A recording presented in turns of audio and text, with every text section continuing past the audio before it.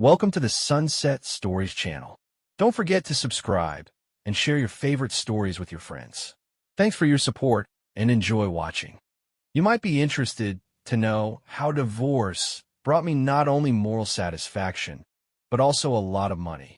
Listening to the end, I'm sure this story is worthy of an Oscar. Before I slipped the note into the envelope, I paused, holding it above my desk. A sudden thought crossed my mind. Should I add something else? Glancing around, I noticed a stack of lottery tickets I'd bought out of sheer curiosity a few days earlier. Letting out a quiet sigh, I pulled one from the middle of the pile and slipped it into the envelope. Then, in neat but quick handwriting, I added a line at the bottom. Maybe you'll get lucky. If you win, it might be enough to fund more of your little escapades and keep that new man from walking away. Good luck, sweetheart.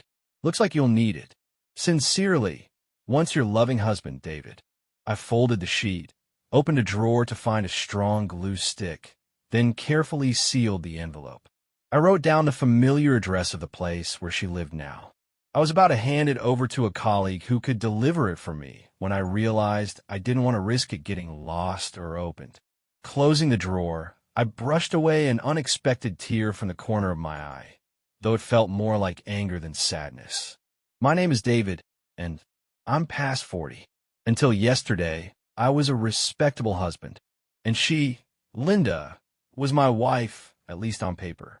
Officially, we're still married, but as far as feelings go, there's nothing left between us.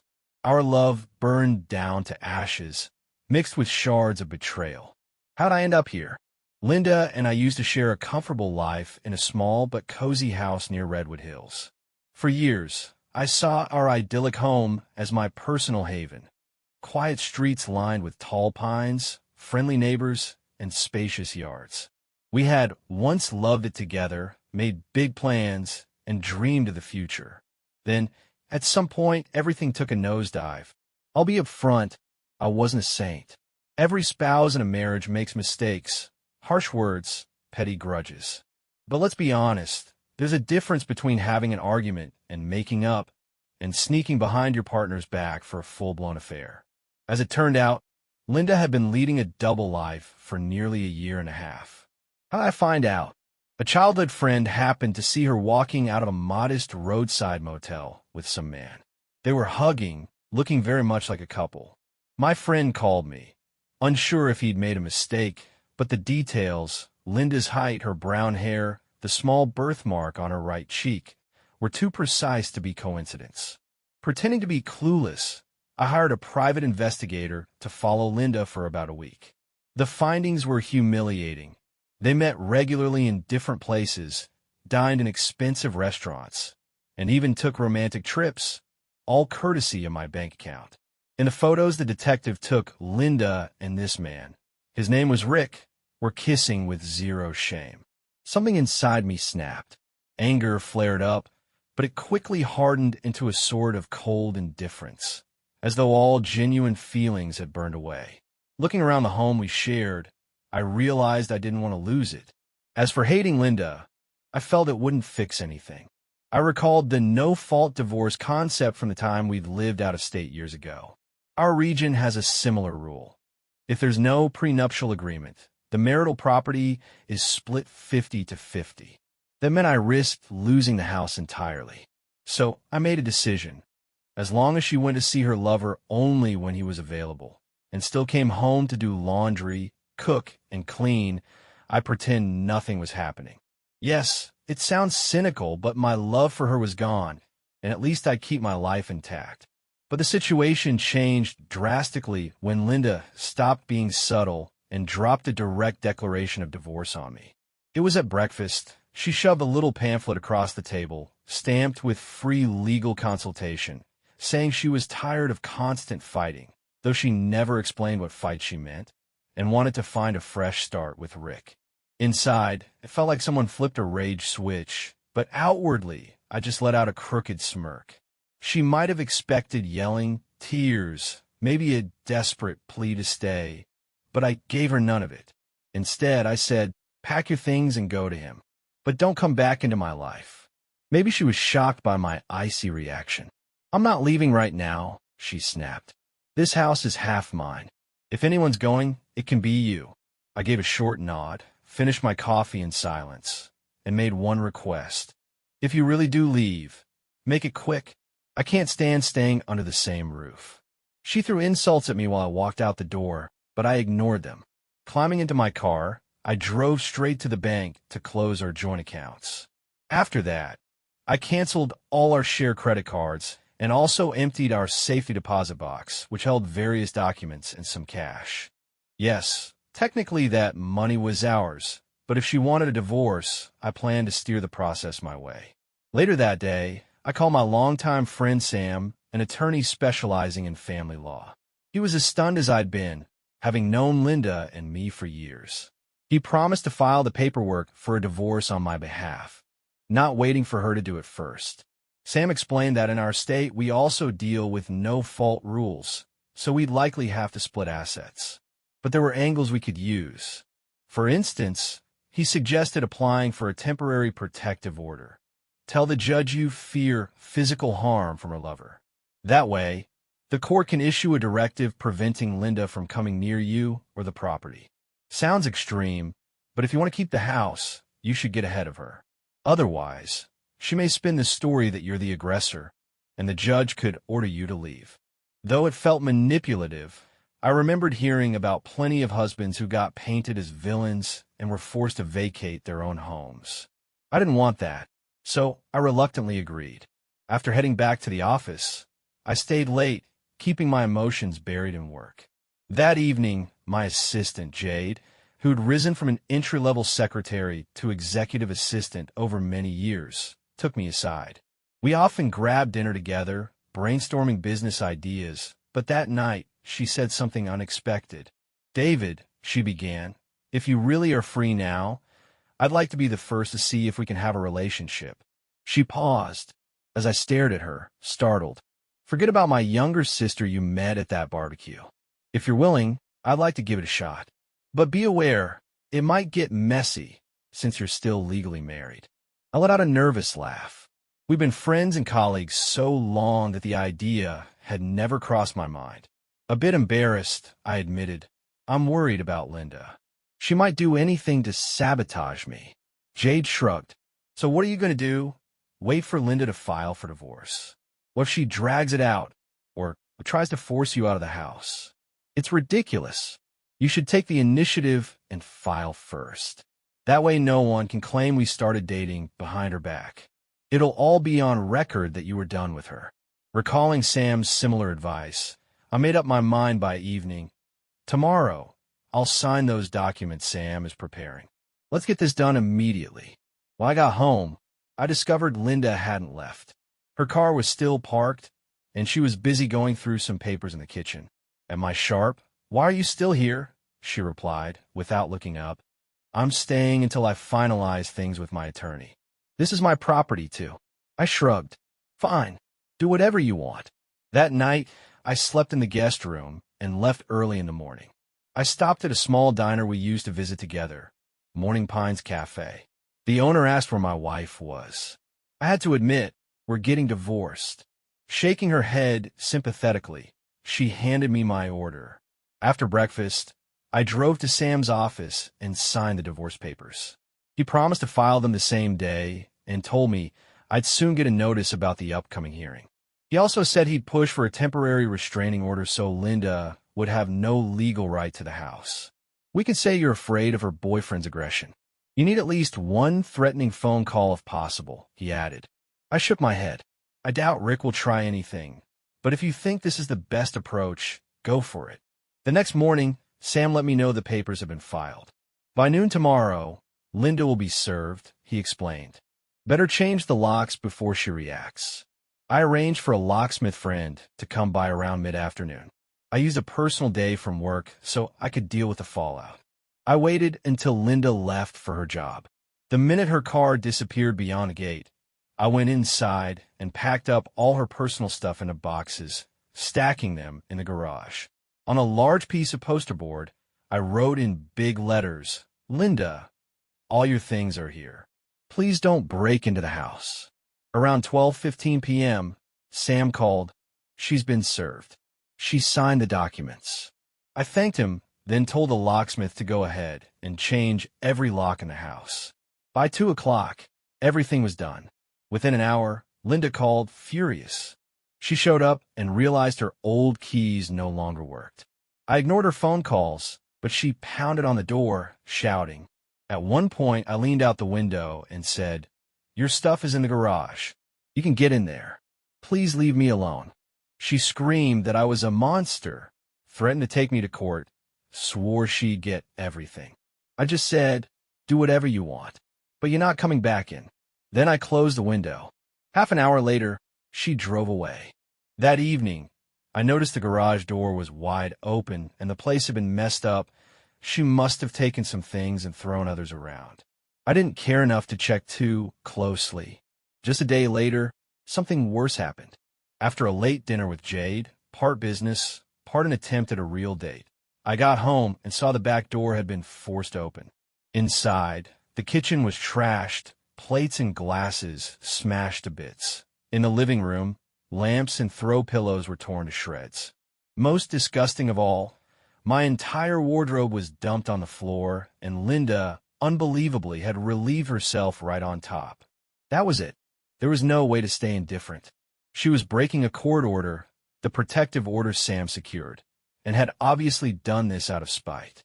Thankfully, I'd taken Sam's advice and installed security cameras in the halls and common areas, so everything was on video. I immediately called the police, reported the break-in, and reminded them about the restraining order. Officers arrived, took pictures, and filed a report. The very next day, Linda was arrested at her new workplace. If her goal was to frighten or punish me, she only trapped herself. She got released on her own recognizance, with a hearing scheduled to address the restraining order violation and property damage. Meanwhile, I hired the most expensive cleaning crew I could find. Then I sued Linda for the repair costs. The judge agreed she had to reimburse me. I felt a bit of guilty pleasure, seeing her face legal consequences for her craziness. In the end, though, she borrowed money from her parents and covered the invoice, so she never went to jail.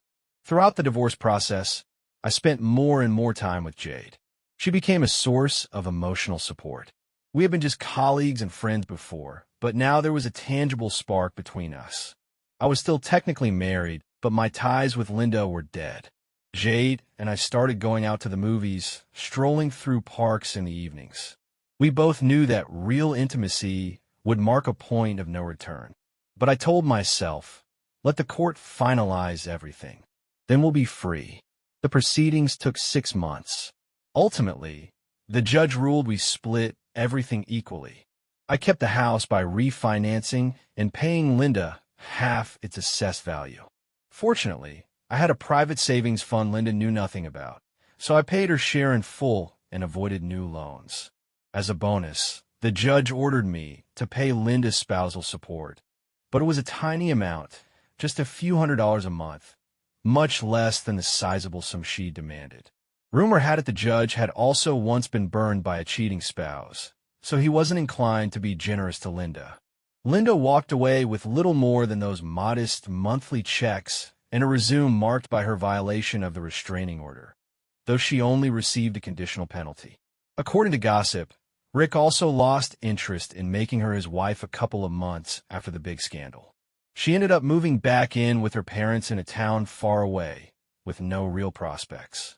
About 8 months after our divorce was finalized, I was sitting in the lounge bar of the Parkside Hotel. I was enjoying a beer and a quick lunch, trying to escape the stress of my usual routine. Suddenly, a man sat down beside me and asked quietly, "Mind if I buy you a beer? I need a word." I turned and recognized Rick, Linda's lover and the catalyst for the entire nightmare. Strangely, I didn't feel hate, more like a curious detachment. He ordered 2 beers, and we took a few sips. Nervously peeling the label off his bottle, Rick started talking. "Listen, David, I never set out to wreck your marriage. I had no clue Linda was married. She told me she only lived with her ailing mother. Honestly, I fell hard for her. Even thought about buying a home for the 3 of us, me, her, and Mom. I grimaced, but let him continue. He explained that a friend eventually clued him in that Linda was married and that I was on the brink of leaving her because of her cheating. At first, Rick didn't believe it until he received my letter, the one with that lottery ticket. Then it all clicked. After that, Rick said, I confronted Linda.